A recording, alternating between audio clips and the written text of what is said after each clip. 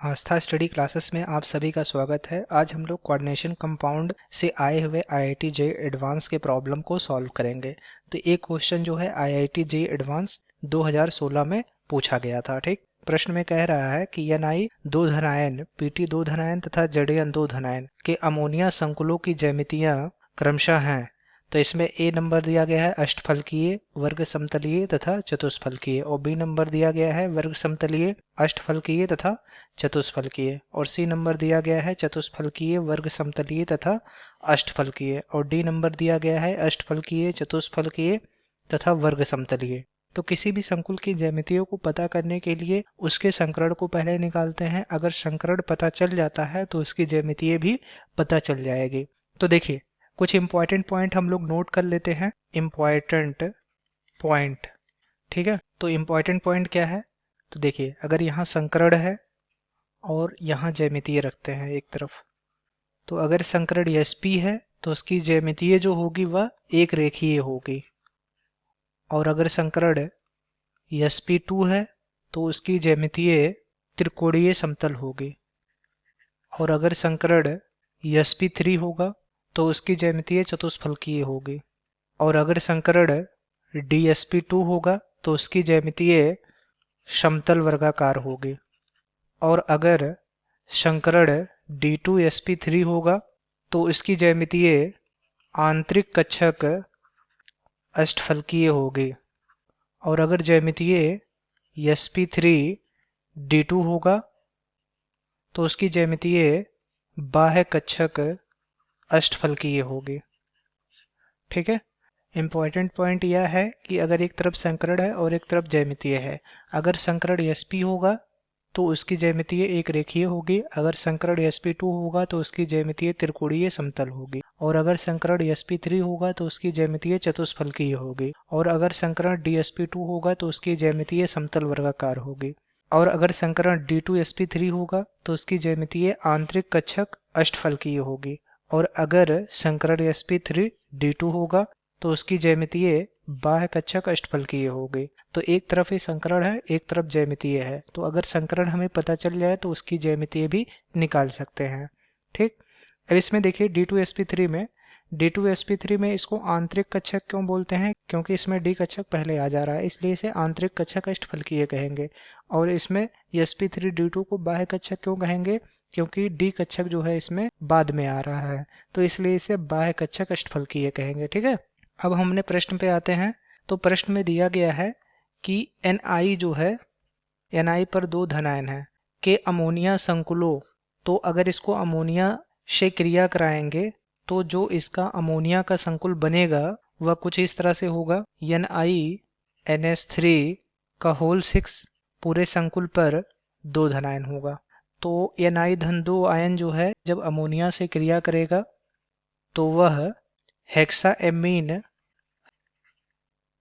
Nickel second बनाएगा। ठीक है। तो जब Ni-2 आयन अमोनिया से क्रिया करेगा तो क्या बनाएगा? हेक्साएमीन निकेल सेकंड आयन बनाएगा, तो ए बनेगा। इसी प्रकार से जब Pt दो धनायन अमोनिया से क्रिया करेगा तो वह अमोनिया का संकुल बनाएगा PtNH3 का होल टेट्रा, पूरे संकुल पे दो धनायन। ये अमोनिया है और ये Pt दो धनायन है, तो यह क्या बना रहा है? यह टेट्राएमीन प्लेटिनम सेकंड बना रहा है। यहाँ देखिए, अमोनिया बैलेंस नहीं है, 6 अमोनिया है, तो यहाँ 6 से मल्टीप्लाई कर देते हैं तो बैलेंस हो गया। यहाँ 4 अमोनिया है तो यहाँ 4 से मल्टीप्लाई कर देंगे तो यहाँ टेट्राएमीन प्लेटिनम सेकंड हो जाएगा।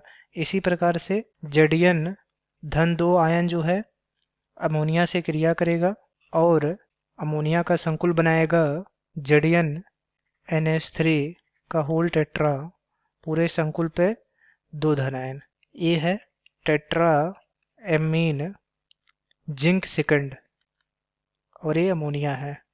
अमोनिया बैलेंस नहीं है, यहाँ 4 अमोनिया है तो 4 से यहाँ मल्टीप्लाई कर देते हैं, तो ये तीनों संकुल जो है कुछ इस तरह से हैं। जब Ni दो धनायन अर्थात निकल दो धनायन अमोनिया से क्रिया करेगा तो हेक्साएमीन निकल सेकंड बना रहा है, और जब प्लेटिनम दो धनायन जो है अमोनिया से क्रिया करेगा तो वह अमोनिया का संकुल बनाएगा टेट्रा एमीन प्लेटिनम सेकेंड, और जब जिंक 2 धनायन अमोनिया से क्रिया करेगा तो वह टेट्रा एमीन जिंक सेकेंड संकुल बनाएगा। ठीक है, तो अब हम एक एक करके संकुलों की ज्यामितीय निकालेंगे। तो ज्यामितीय कैसे निकालेंगे, सबसे पहले इसका संकरण निकालेंगे। तो संकरण अगर पता चल जाएगा तो उसकी ज्यामितीय भी निकल जाएगी।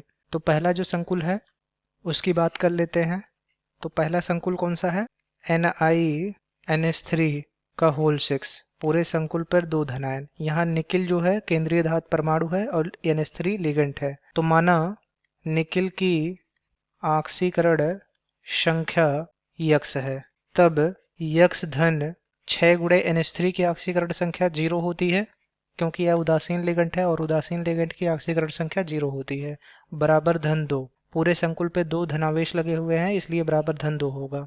तो ए आ जाएगा यक्स बराबर धन 2। तो निकिल की ऑक्सीकरण अवस्था धन 2 आ गई। अब निकिल का इलेक्ट्रॉनिक विन्यास कर लेंगे। तो निकिल का परमाणु क्रमांक 28 होता है का इलेक्ट्रॉनिक विन्यास ये होगा आर्गन 3d 4s 4p।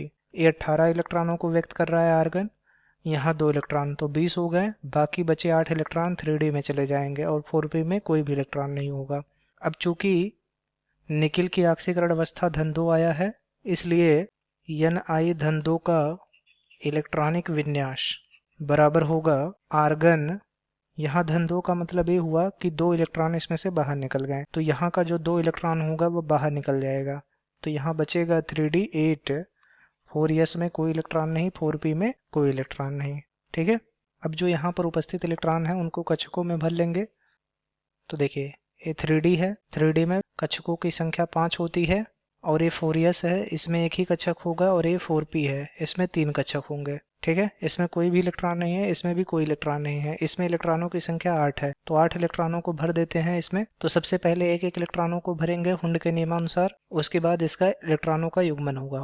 तो यहाँ देखिए युग्मन हो गया। अब चूंकि NiNH3 का होल 6 पूरे संकुल पर 2 धनायन में NH3 जो होता है वह दुर्बल लिगेंड की तरह कार्य करेगा। NH3 दुर्बल लिगेंड की तरह कार्य क्यों करेगा, क्योंकि देखिए जब भी केंद्रीय धातु परमाणु की ऑक्सीकरण संख्या धन 2 आती है या फिर धन 2 से कम आती है तो वहां पर NH3 जो है दुर्बल लिगेंड की तरह कार्य करता है। और अगर केंद्रीय धातु परमाणु की ऑक्सीकरण अवस्था धन 3 है या फिर धन 3 से अधिक है तो वहां पर NH3 प्रबल लिगेंड की तरह कार्य करता है। तो चूंकि यहाँ पर निकिल की ऑक्सीकरण अवस्था धन 2 है इसलिए यहाँ पर NH3 दुर्बल लिगेंड की तरह कार्य करेगा, तो यह इलेक्ट्रॉनों का युग्मन नहीं करा पाएगा। अतः यह इलेक्ट्रॉनों का युग्मन नहीं करा पाएगा। ठीक है, तो देखिए ये 3d है, 1 2 3 4 5, और यहाँ इसमें 3 कक्षक रहेंगे। ये 4s है और ये 4p है। NH3 दुर्बल लिगेंड है इसलिए इलेक्ट्रॉनों का युग्मन नहीं करा पाता है। तो ये कुछ इस तरह से रहेगा, इसमें एक ही रहेगा, इसमें एक ही रहेगा, इलेक्ट्रॉनों का युग्मन नहीं होगा। अब जो खाली कक्षक बच गए हैं वहां पर लिगेंड के इलेक्ट्रॉन युग्म जा करके बैठ जाएंगे। तो इन खाली कक्षकों में लिगेंड के इलेक्ट्रॉन युग्म बैठ जाएंगे। अब देखिए यहाँ पर NH3 NH3 NH3 NH3, अभी भी 2 NH3 बच रहे हैं, तो आगे कक्षकों की संख्या बढ़ा देते हैं। तो ये 4d हो जाएगा, इसमें भी 5 कक्षक होंगे, इसमें लिगेंड के इलेक्ट्रॉनों को भर देते हैं। तो ये NH3 NH3, तो यहाँ पर लिगेंड एक s कक्षक ले रहा है, 3 p कक्षक ले रहा है और 2 d कक्षक ले रहा है, तो इसका संकरण sp3d2 होगा। ठीक, अब चूंकि यहाँ पर अयुग्मित इलेक्ट्रॉनों की संख्या 2 है इसलिए NiNH3 का होल 6 पूरे संकुल पर 2 धनायन, यह अनुचुंबकीय होगा। ठीक, और इसका संकरण sp3d2 है इसलिए इसकी जो आकृति होगी वह बाह्य कक्षक अष्टफलकीय होगी। ठीक है, तो जो संकुल प्राप्त होगा उसका संकरण sp3d2 है इसलिए उसकी ज्यामितीय बाह्य कक्षक अष्टफलकीय होगी। अब जो है दूसरे संकुल की बात कर लेते हैं। तो दूसरा संकुल जो है वह है PtNH3 का होल टेट्रा पूरे संकुल पर 2 धनायन। अब देखिए इस संकुल में Pt जो है केंद्रीय धातु परमाणु है, तो माना Pt की ऑक्सीकरण संख्या यक्स है, तब यक्स धन 4 गुणे NH3 की ऑक्सीकरण संख्या 0 होगी बराबर धन 2, या यक्स बराबर धन 2 आ जाएगा। तो इसकी ऑक्सीकरण अवस्था कितना आया, धन 2 आ गया। अब Pt का इलेक्ट्रॉनिक विन्यास कर लेंगे। तो चूंकि Pt का परमाणु क्रमांक 78 होता है, तो Pt का इलेक्ट्रॉनिक विन्यास वह होगा जिनोन 4F14 5D 9 और 6s में एक इलेक्ट्रॉन और 6p में कोई इलेक्ट्रॉन नहीं। ठीक है, चूंकि Pt की ऑक्सीकरण संख्या धन 2 आया है, इसलिए Pt धन 2 का इलेक्ट्रॉनिक विन्यास वह होगा जिनोन 4F14 5D। अब यहाँ पर धन 2 का मतलब ये हुआ कि 2 इलेक्ट्रॉन इसमें से बाहर निकल गए, तो एक इलेक्ट्रॉन तो यहाँ से निकलेगा और एक इलेक्ट्रॉन इसमें से निकलेगा, तो ये हो जाएगा 5D8, 6s में 0 इलेक्ट्रॉन और 6p में 0 इलेक्ट्रॉन। अब इसको जो है कक्षकों में भर लेते हैं। तो ये 5D है जिसमें 8 इलेक्ट्रॉन है, और ये 6s है जिसमें कोई इलेक्ट्रॉन नहीं है, और ये 6p है जिसमें कोई इलेक्ट्रॉन नहीं है। 5D में कक्षकों की संख्या 5 होती है। ठीक है, अब इसमें इलेक्ट्रॉनों को भर लेंगे। पहले एक एक इलेक्ट्रॉनों को भरेंगे, उसके बाद इसका युग्मन हो जाएगा। ठीक है, और 6s में कोई इलेक्ट्रॉन नहीं, 6p में कोई इलेक्ट्रॉन नहीं है। चूंकि Pt NH3 का होल टेट्रा पूरे संकुल पर 2 धनायन में NH3 जो है दुर्बल लिगेंड है। दुर्बल लिगेंड क्यों है, क्योंकि Pt की जो ऑक्सीकरण अवस्था है वह धन 2 है। तो अगर केंद्रीय धातु परमाणु की ऑक्सीकरण अवस्था धन 2 है या फिर धन 2 से कम है, तो वहां पर NH3 दुर्बल लिगेंड की तरह कार्य करता है। चूंकि देखिए यहाँ पर NH3 दुर्बल लिगेंड है, फिर भी इलेक्ट्रॉनों का युग्मन हो जाएगा। तो इलेक्ट्रॉनों का युग्मन क्यों होगा, क्योंकि प्लेटिनम का जो आकार होता है वह बड़ा होता है। तो केंद्रीय धातु परमाणु का आकार बड़ा होने के कारण इलेक्ट्रॉनों का यहाँ पर युग्मन हो जाएगा। ठीक है, ये अपवाद में आता है। तो चूंकि Pt का आकार बड़ा होने के कारण इलेक्ट्रॉनों का युग्मन हो जाएगा। तो इलेक्ट्रॉनों का युग्मन क्यों होगा, क्योंकि प्लेटिनम का आकार जो है बड़ा है, इसलिए इलेक्ट्रॉनों का युग्मन हो जाएगा। तो केंद्रीय धातु परमाणु के कारण भी इलेक्ट्रॉनों का युग्मन होता है। प्लेटिनम जो है यह अपवाद में आता है, इसमें प्लेटिनम का आकार बड़ा है, इसलिए इलेक्ट्रॉनों का युग्मन हो जाता है। तब देखिए क्या होगा, कक्षक बना लेते हैं। देखिए ये 5D था, ये 6s है और ये 6p है। 5D में टोटल कक्षकों की संख्या 5 होगी, 6s में एक ही और 6p में 3 कक्षक होंगे। तो इसमें इलेक्ट्रॉनों को भर दीजिए, ये तो ऐसे ही रहेंगे। ठीक है, अब बाकी ये दोनों जो होंगे, ए इलेक्ट्रॉन इसमें चला जाएगा, तो ये युग्मित हो गया। और जो बाकी खाली कक्षक बचे हुए हैं उसमें लिगेंड के इलेक्ट्रॉन युग्म आकर के बैठ जाएंगे। तो लिगेंड के इलेक्ट्रॉन युग्मों को क्रॉस द्वारा यहाँ पर व्यक्त कर दे रहे हैं। ठीक, तो इसमें NH3 लिगेंड के इलेक्ट्रॉन युग्म उपस्थित रहेंगे। तो ये पूरा संकरण कैसा होगा, DsP2। ठीक है, तो संकरण कैसा हुआ, DsP2 हुआ। और DsP2 संकरण वाले जो संकुल होते हैं उनकी ज्यामितीय कैसी होती है, समतल वर्गाकार होती है। समतल वर्गाकार होती है, या फिर इसी को वर्ग समतलीय भी कहते हैं। ठीक, तो जो संकुल Pt NH3 का होल टेट्रा पूरे संकुल पर 2 धनायन है, उसका आकार कैसा होगा, समतल वर्गाकार होगा, उसी को वर्ग समतलीय कहते हैं। ठीक है, तो अब तीसरे संकुल की बात कर लेते हैं। तो तीसरा संकुल जो है वह है जड़ियन NH3 का होल टेट्रा पूरे संकुल पर 2 धनायन। इसमें जड़ियन जो है केंद्रीय धातु परमाणु है।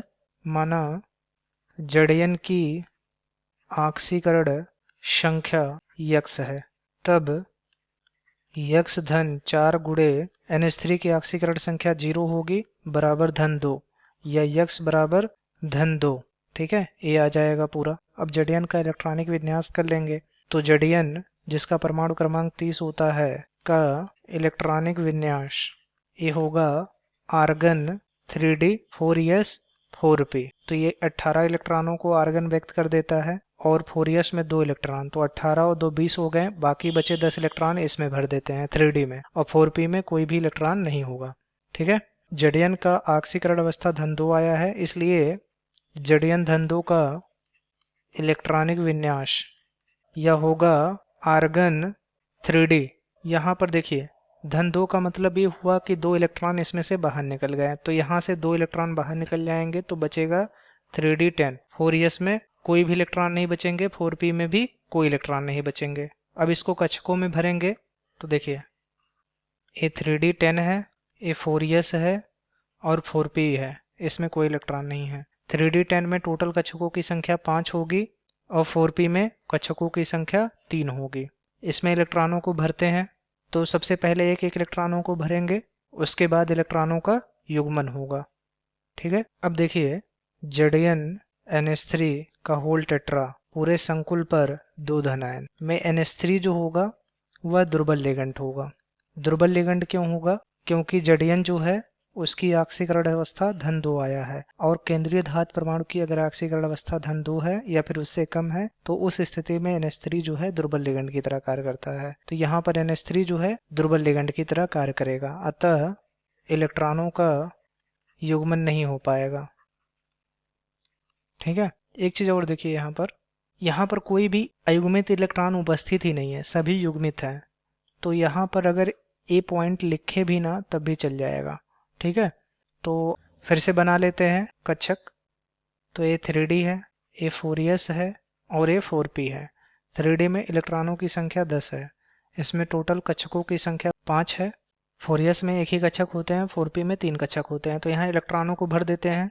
तो सबसे पहले एक एक इलेक्ट्रॉनों को भरेंगे हुंड के नियमानुसार, उसके बाद इसका युग्मन हो जाएगा। तो ए वाला पूरा पार्ट यहाँ पर रख दिए। अब जो यहाँ खाली कक्षक बचे हुए हैं, इन खाली कक्षकों में लिगेंड के इलेक्ट्रॉन युग्म आकर के बैठ जाएंगे। तो लिगेंड के इलेक्ट्रॉन युग्मों को यहाँ पर क्रॉस द्वारा व्यक्त कर देते हैं। तो यहाँ पर लिगेंड के इलेक्ट्रॉन रहेंगे NH3, NH3, NH3 और NH3। ठीक, तो यहाँ लिगेंड जो है एक यस कक्षक ले रहा है, 3 पी कक्षक ले रहा है, तो इसका संकरण कैसा होगा? sp3 होगा। ठीक है, और जो sp3 संकरण वाले संकुल होते हैं उनकी ज्यामितीय जो है चतुष्फलकीय होती है। कैसी होती है? चतुष्फलकीय होती है। ठीक है, तो जड़यन NH3 का होल टेट्रा पूरे संकुल पर 2 धन आयन, इसकी जो ज्यामितीय होगी वह कैसा होगा? चतुष्फलकीय होगा। ठीक है, तो ये पूरा संकुल कैसा होगा? चतुष्फलकीय होगा। तो अब हम अपने प्रश्न पे आते हैं। तो देखिए ये जो संकुल प्राप्त हुआ है इसका संकरण sp3d2 था, इसलिए यह कैसा होगा? अष्टफलकीय होगा। और किस टाइप के अष्टफलकीय होंगे?